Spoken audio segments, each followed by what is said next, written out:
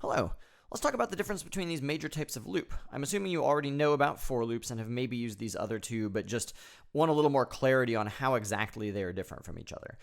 So there's a lot of information here. This comes directly from a quick reference sheet that's linked to in the description.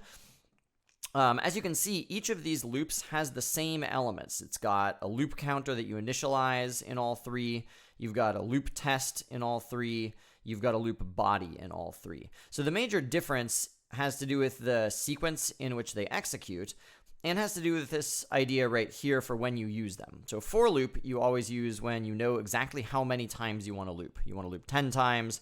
You want to loop over a fixed list that you know the length of. While and do while loops, the loop test is a condition, and you don't know how many times the loop will have to repeat until the condition is not satisfied anymore. Because the loop test is like an if statement for whether you should keep looping. So you can read it almost like English. You can say, while it's true that sum is less than 1,000, keep repeating the loop body. Or do these lines in the loop body as long as the sum is less than 1,000. So it will continue to do the loop test, and as long as the loop test is true, it will execute the loop body, and then eventually, when the test is not true, it will exit. So let's go and step through it in slightly more detail. So for the for loop, in the signature here, you typically have three parts. You've got the initialization of a variable, often called the loop counter, because it counts how many times you're looping. Then you've got the loop test, which is a Boolean expression. It evaluates to true or false, and it tells you, should we execute the loop body? And then the loop counter update is often just adding 1 to the loop counter like this, but you can have any valid Java expression here. And then the loop body are all of the lines of code that you want to actually repeat, and those are between the curly braces. So you can see here where it says execution sequence. The sequence in which a for loop executes is first it runs the initialization part here, and that never runs again after it's run once. Then you do the loop test, and only if this is true do you then run all the code in the loop body. So notice that even though if you're reading from left to right, it looks like you do this, that's not actually true. You do the initialization, the loop test, then 3 is the loop body. And when you get to the end of the loop body, you go back up here and you do the update to add 1 to the loop counter. Then you do the test again, loop body, update, test again, loop body, update, and so on. So you can see that execution sequence here. For the do while loop, you always run the body at least once for a do while loop. So you might have some initialization of variables before you ever hit the do while loop. Then you have the lines of code you want to repeat that are inside the curly braces. But those always run once because you don't have the loop test until you get to the bottom of the loop body. And so then you run the loop test, and here we're asking, is the sum less than 1,000? If the answer is yes, let's go and repeat it again. So as long as this evaluates to true, you go back up to the top of the curly brace of the loop body, and you execute it again, and so on. So here, the order is 1, 2, 3, 2, 3, 2, 3, 2, 3, like that. For the while loop, it's very similar to the do while loop, except that the test happens right at the very beginning. So you initialize some variables, you run the loop test to say, should we even evaluate the loop body even once?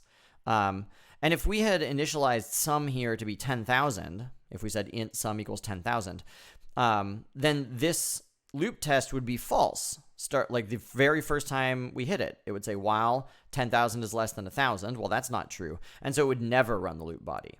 So it's possible in a while loop that you might never run the loop body. Just as a quick example of when you might want to use a do while loop, sometimes if you have like a game or something, you might want the user to type a choice, but there's a limited number of options that are acceptable. So I'm imagining like maybe it's a game and they have to type either 1 or 2, but they're not allowed to type anything else. So how do you enforce that they have to type either 1 or 2? One way to do it would be with a do while loop. So I have an integer called choice. I'm imagining we've already written a method called getUserInput, which maybe opens a window and has them type something, and then it will return whatever number they type. So whatever they type gets returned and saved into choice.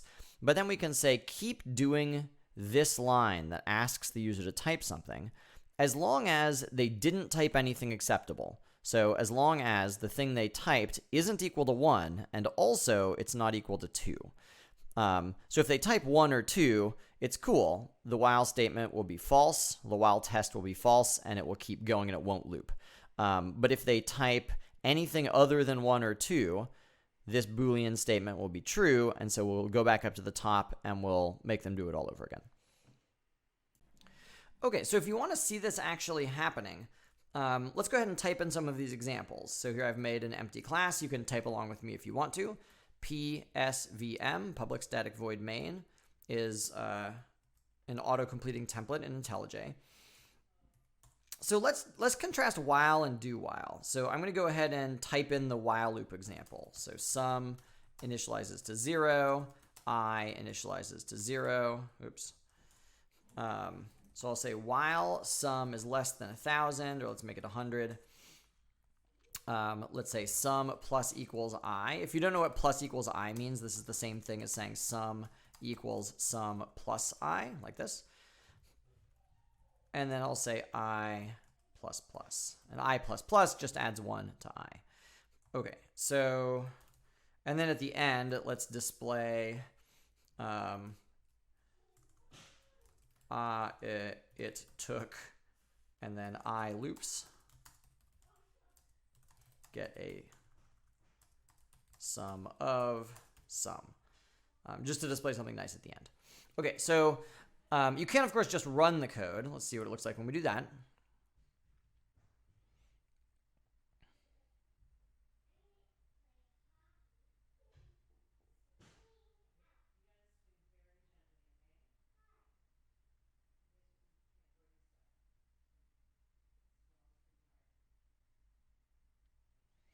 Okay, so here it says it took 15 loops to get a sum of 105. Let's go ahead and add a breakpoint. So if you click in the margin here between the line number and the editor pane, that'll insert a red circle, which is called a breakpoint. And now if you click this little bug icon, this little green bug right next to play, that will run it in debug mode. And when you run it in debug mode, it's going to pause execution right where you put your breakpoint. So it will be running, but it will just be paused. And while it's paused, you can see the values of all the variables as the code is running. So right now, so here, hold on. So if you click these buttons, either step over or step into, we're going to be using step over. That's going to run the code one line at a time. So if I click step over, you see over here it added sum equals 0, and it's showing me what number is inside sum. So let's click step over again. I is 0. Here we're just about to say, is it true that sum is less than 100? And it's telling me that this is about to evaluate to true because sum is currently 0. So let's take another step. This is going to add I into sum, which doesn't change it at all. And then this is going to add 1 to I. And now we're back up here at the top. And so it's telling me this is still going to evaluate to true because sum is still 0. Let's take a couple more steps. So here you see that sum is now equal to 1 because I added the value of I. Let's increment I. So now I think if I hover over it, it'll tell me, right? So if I hover the mouse over I don't click, I just move the mouse on top and stop moving. It says the current value of I is 2. This is still evaluating to true because sum, which is 1, is still less than 100. So you can really step through and think about what's happening and why. So I'm just clicking to run it, and you see the sum is getting larger and larger. Now it's 15, now it's 21, now it's 28. And eventually it's going to get large enough that while will evaluate to false. And I want to show you that happening. So here sum is 55. Now it's 66. Now it's 78. 91. Okay, so right now I just added the value of I, which is 14, into sum. And so sum equals 105. I'm just about to increment I. Now we've looped back to the top. Sum is larger than 100 now, or it's not true, rather, that it's not true that sum is smaller than 100. But the loop doesn't exit immediately. It actually has to finish evaluating the loop body and get to the test here before it exits. So you can see that the debugger is telling me it's about to evaluate to false because sum is 105, and we're testing if that's smaller than 100, and the answer is no. So I'm going to click it one more time. And now you see we've exited the loop, and it's running the next line of code, which is going to do the print line. And that's it. So let's now do that exact same, oh, sorry. So let's stop it. This little red square up here in the upper right-hand corner, we'll stop it running. Let's do the same example, but with a do while loop. So I'm going to cut the loop body here. I'm going to say do, and then have an opening brace. Now all the braces are messed up. I probably would have been better just to retype the whole thing. Okay, great. So I'm saying let's do these two lines of code that I'd copied. So let's do the adding and the incrementing while it's true that sum is less than 100. And we can look at the same thing. So we set the breakpoint. We run it in debug mode. We wait for it to build.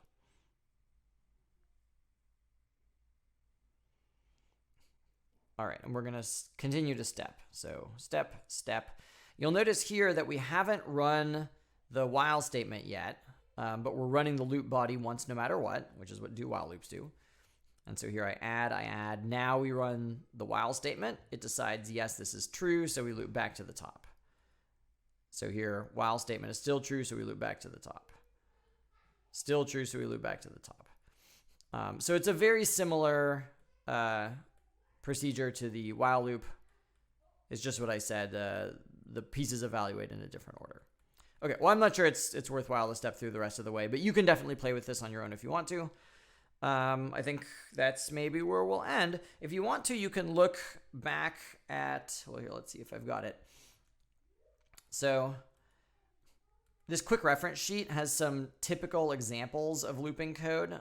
So I've got a code fragment on the right, and I've got a description of what it does on the left. So compute the largest power of 2 less than or equal to n. You could do this without looping at all in a more direct way, but I'm trying to illustrate how to use loops here. Compute the sum from 1 up to n. Compute the product of consecutive integers from 1 up to n, where you're multiplying all of them together. Test if n is prime. Continue to ask the user to type in 1 or 2 as long as they're typing in something that's not 1 and also not 2. So all of these are like good examples to step through yourself and trace and make sure you understand how they work. I hope this was helpful. Good luck.